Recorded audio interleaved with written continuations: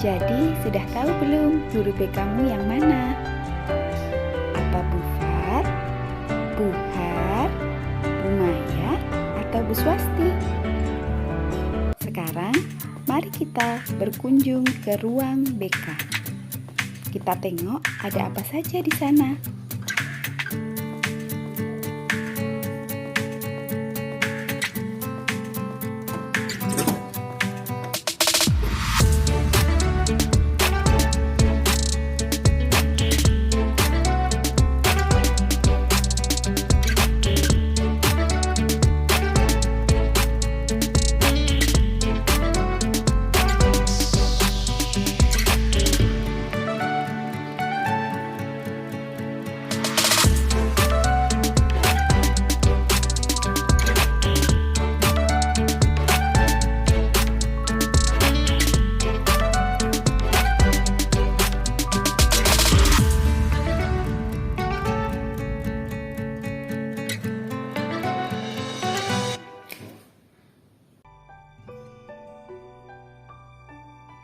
Assalamualaikum warahmatullahi wabarakatuh. Kami ucapkan selamat datang untuk siswa-siswi baru SMA Negeri 2 Cilacap. Selamat bergabung dan selamat berjuang meraih masa depan bersama kami, keluarga besar SMA Negeri 2 Cilacap. Untuk anak-anakku kelas 11 dan kelas 12, kami ucapkan selamat karena sudah berhasil naik ke tingkat kelas yang lebih tinggi, yaitu kelas baru di kelas 11 dan kelas 12.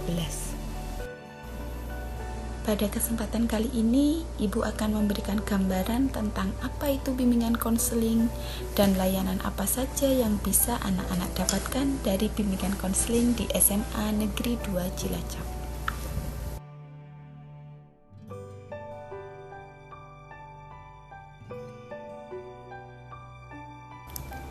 Apa itu bimbingan konseling? Bimbingan konseling bukanlah suatu mata pelajaran. Bimbingan konseling juga bukan suatu ekstrakurikuler. Lalu apa itu bimbingan konseling? Bimbingan konseling adalah suatu layanan yang diberikan kepada siswa agar siswa mampu untuk mengembangkan potensi dan mampu mandiri untuk memecahkan masalah. Gimana? Masih bingung? Yuk, kita simak terus video ini. Di masyarakat, masih banyak beredar persepsi yang salah tentang bimbingan dan konseling.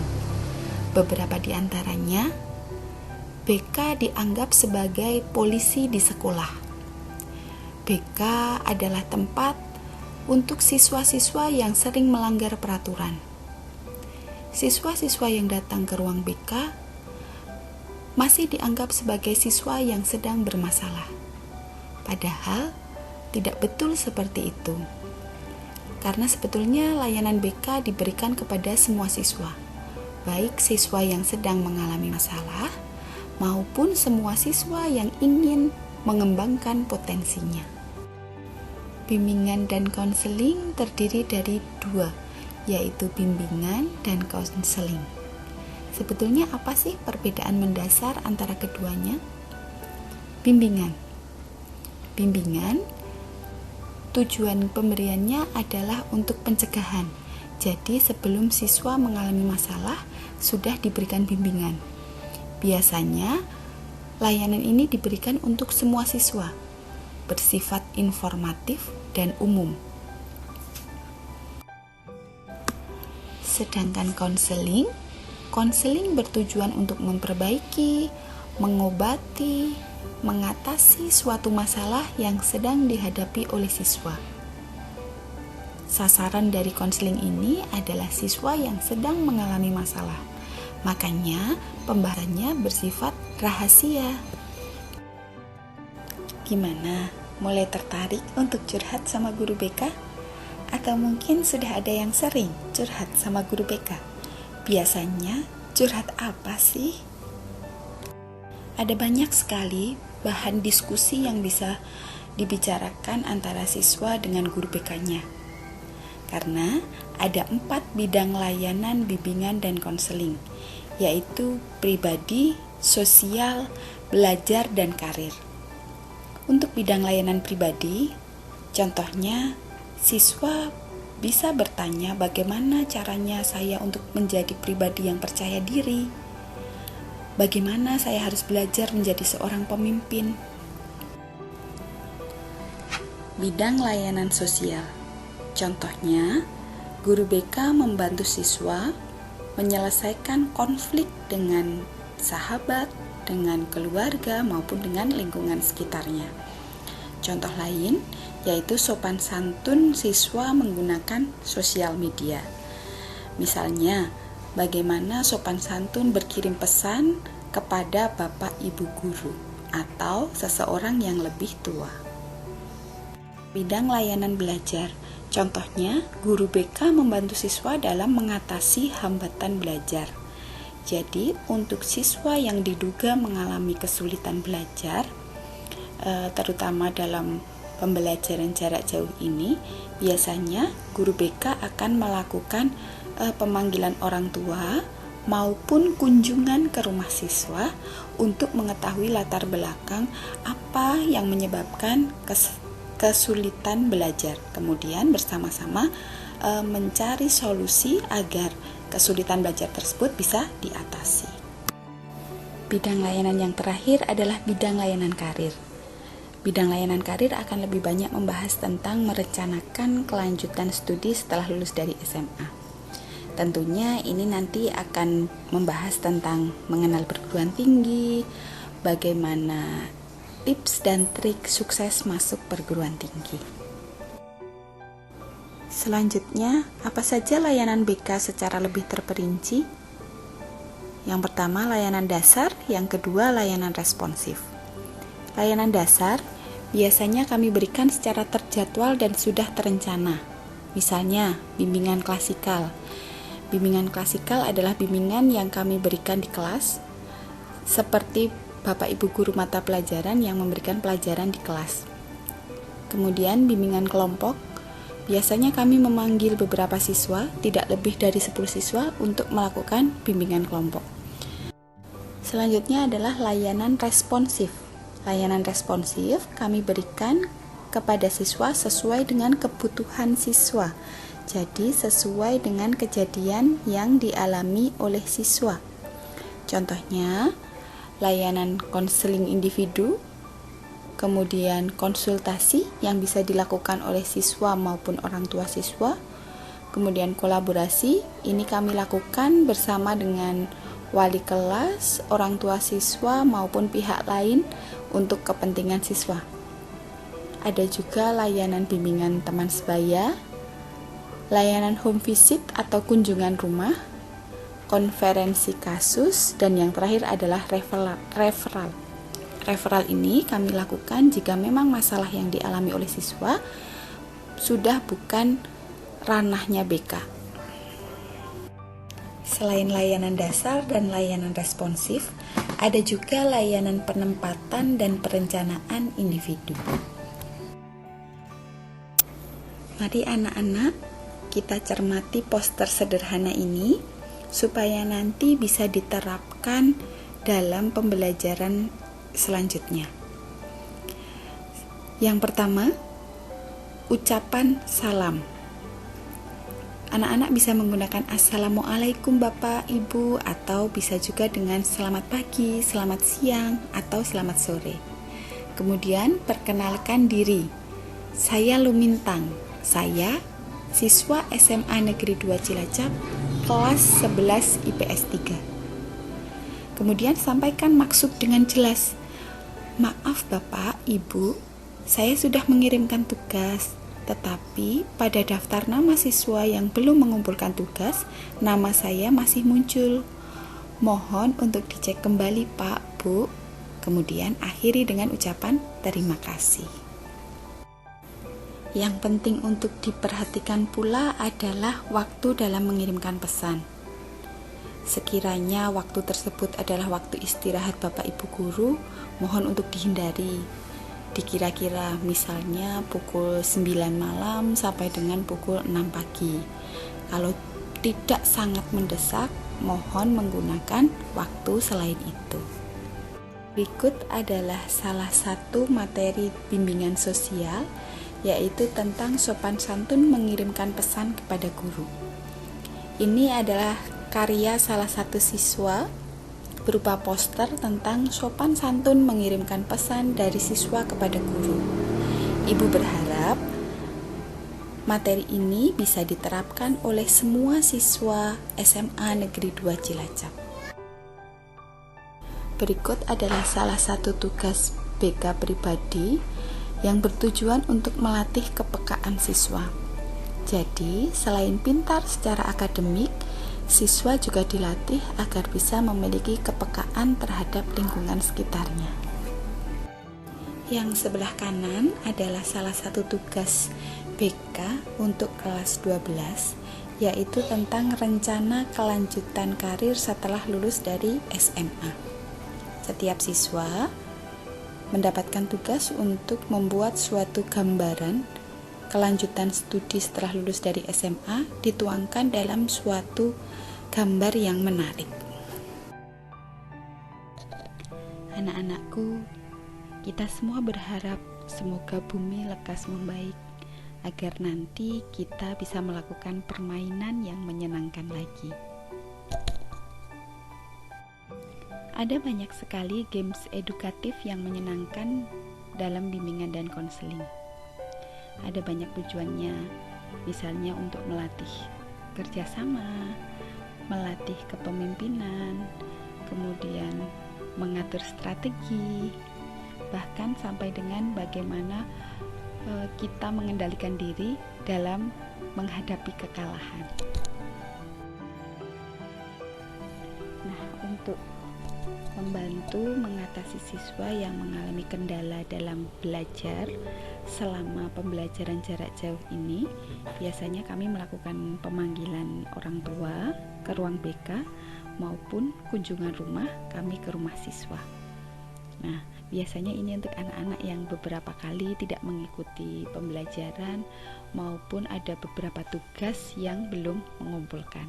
Kami akan tanyakan, ada masalah apa yang bisa kami bantu. Untuk layanan karir kelas 12 akan lebih banyak membahas tentang bagaimana mempersiapkan diri untuk bisa melanjutkan ke jenjang perguruan tinggi.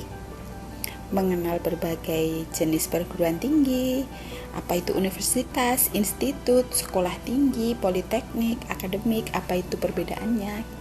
Kemudian jalur-jalur memasukinya. Mungkin anak-anak sering mendengar SNMPTN atau jalur rapot, SBMPTN atau jalur tes, kemudian jalur mandiri. Apa sih itu? Nanti kita akan bahas lengkap di kelas 12. Ada banyak kegiatan untuk kelas 12 dalam bimbingan karir. Contohnya, mengenal profesi dan prodi dengan menggunakan pohon karir. Apa itu pohon karir? Ada juga kegiatan EduFair. Dalam kegiatan EduFair, SMA Negeri 2 Cilacap mendatangkan berbagai perguruan tinggi agar siswa bisa mengenal lebih dekat. Untuk lulusan tahun kemarin, EduFair dilakukan secara virtual. Kami bergabung dengan Bapak Ibu Guru BK se-Kabupaten Cilacap mengadakan virtual expo yang diperuntukkan untuk seluruh siswa kelas 12 di Kabupaten Cilacap melalui aplikasi Zoom. Meskipun lulusan SMA memang dipersiapkan lebih khusus untuk melanjutkan ke perguruan tinggi, kemudian bimbingan karirnya juga lebih banyak membahas tentang memperkenalkan siswa kepada perguruan tinggi. Namun di akhir kelas 12 nanti juga ada sekilas pembahasan mengenai menentukan kursus, kemudian bersiap memasuki dunia kerja, ada juga belajar menjadi wirausahawan, dan yang materi terakhir adalah tentang bersiap membina rumah tangga. Demikian sekilas tentang bimbingan dan konseling SMA Negeri 2 Cilacap. Kami, Ibu Guru BK SMA Negeri 2 Cilacap, siap menjadi sahabat siswa. Tetap semangat belajar dan jaga selalu kesehatan ya. Ayo selalu terapkan protokol kesehatan dalam kehidupan sehari-hari.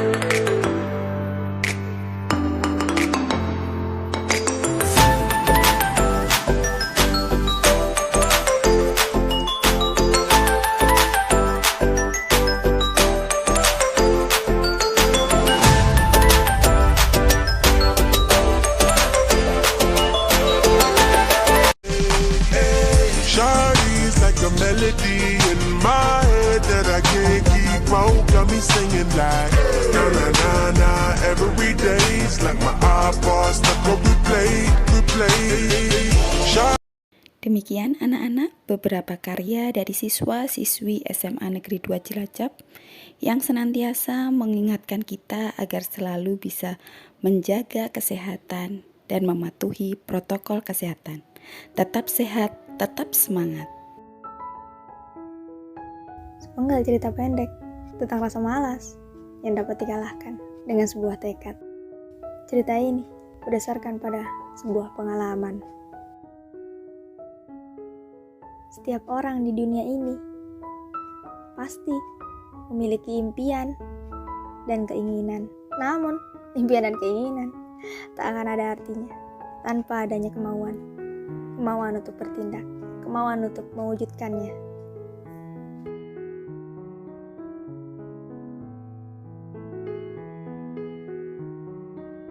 Malas, mager katanya.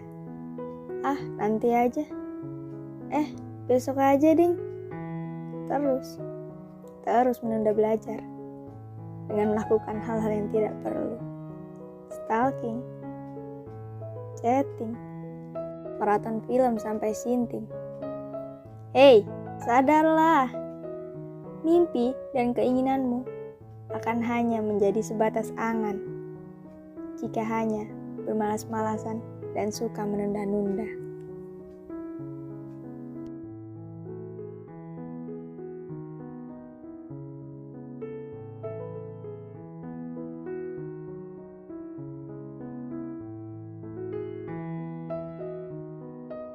Belajar memang melelahkan dan membosankan. Tapi, lebih lelah mana dengan perjuangan orang tuamu yang membiayai sekolah dengan bekerja keras, yang ingin melihat anaknya lebih baik dan lebih berhasil darinya.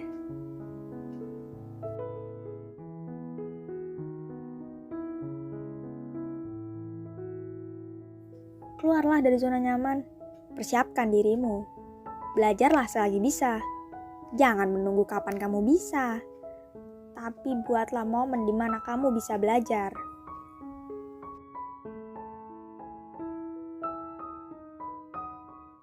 Arthur Wesley pernah berkata, orang bijak belajar ketika mereka bisa. Orang bodoh belajar ketika mereka merasa terpaksa. Kenapa juga belajar harus merasa terpaksa? Kan nanti juga kalian yang akan merasakan hasil dari belajar tersebut. Sebenarnya tidak ada yang namanya orang bodoh. Yang ada orang malas. Orang pintar kalau malas lama-lama jadi bodoh. Tapi orang bodoh yang rajin lama-lama bisa menjadi pintar, bahkan mengalahkan orang pintar.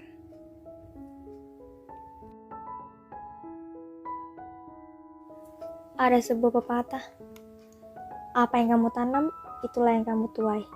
Apa yang kamu lakukan, maka hasilnya akan sesuai dengan apa yang telah dilakukan. Kalau hanya menunggu sampai siap, kapan akan siap? Maka pada akhirnya, kamu hanya akan menghabiskan sisa hidup hanya dengan menunggu.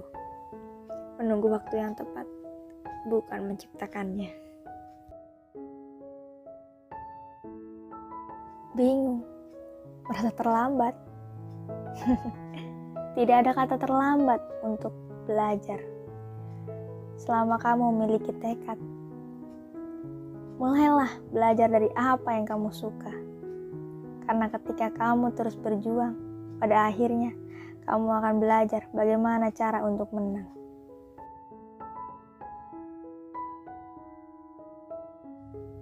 Jika tidak ingin orang lain memandangmu rendah, maka ubahlah dirimu menjadi seseorang yang tidak dapat direndahkan oleh orang lain. Kan hanya kamu yang bisa merubah dirimu sendiri, bukan orang lain. Orang lain tidak memiliki hak untuk merubah kamu, merubah apa yang kamu lakukan.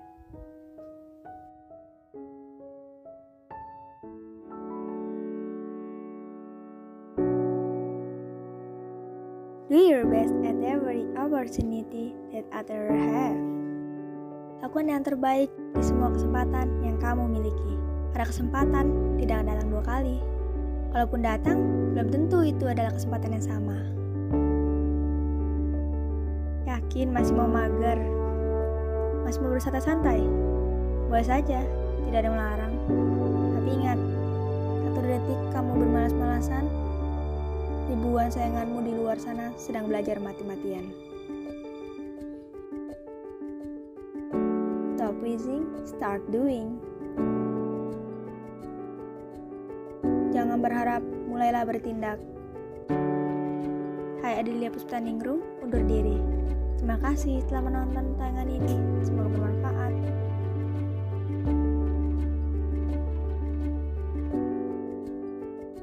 Ingat, jangan habiskan waktumu tanpa tujuan. Jangan pikirkan hal yang tidak berguna. Fokuslah pada apa yang menjadi tujuanmu.